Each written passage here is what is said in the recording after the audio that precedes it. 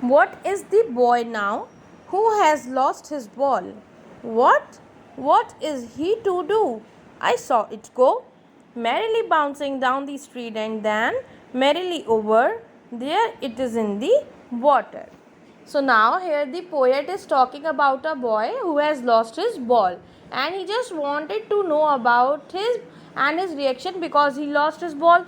So he asked to himself that what this boy will do after losing this ball.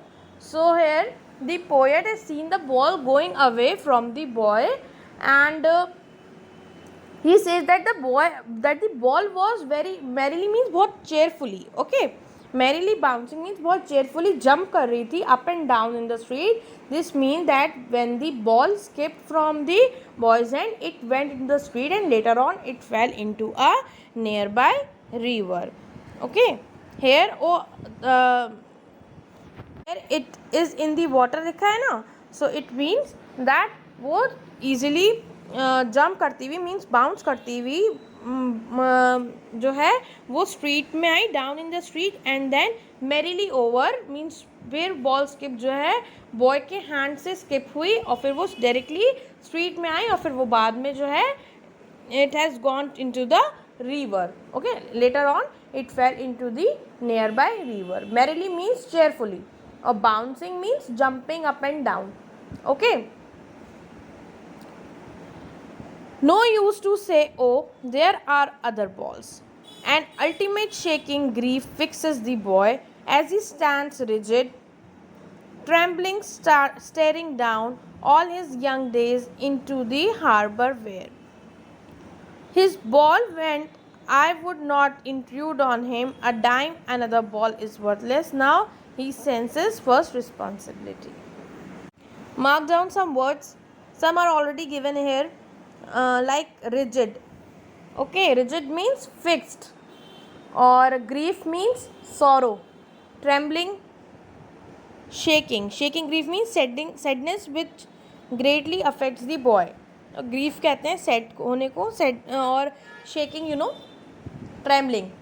Harbour कहते हैं port को, ठीक है, port आपको पता है ना, पोर्ट. और इंट्रूड मीन्स इन्वेडर. सो डाइम, हाँ डाइम भी है यहाँ लास्ट सेकंड लाइन में.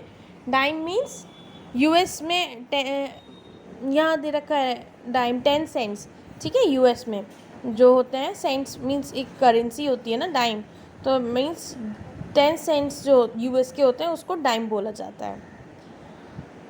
सो in this stanza the poet says that there is no benefit of consoling the boy by saying that he will get another ball.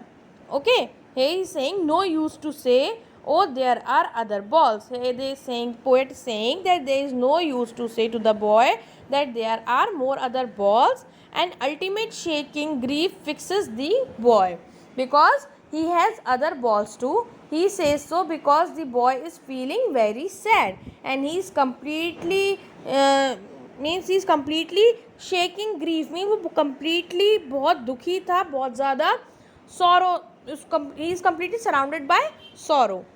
और as he stands rigid, trembling, staring down all his young days into the harbour where. Why he said because all the memories of the childhood days went down the harbour with the ball. And here the poet says that the boy is very sad as the ball which has now gone into the water remind him all the sweet memories of the times which he owned it.